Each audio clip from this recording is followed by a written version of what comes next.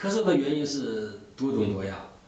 咱们刚才说了咳嗽的原因，比如说有气管炎，有肺上的问题，有哮喘，有鼻窦炎，有反恶性食道炎引起的咳嗽。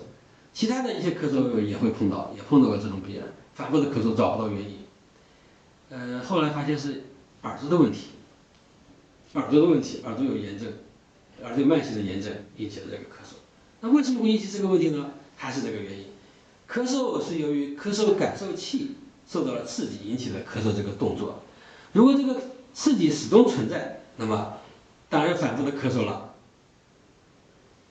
耳朵里面也有咳嗽感受器，有些人，尤其是部分人吧，他比较灵敏。比如说你在挖耳朵呀，什么时候他就咳嗽，他那个也是。如果说你的耳朵的卫生做得不好，有耳朵的这个慢性的这个炎症，也会出现这个情况。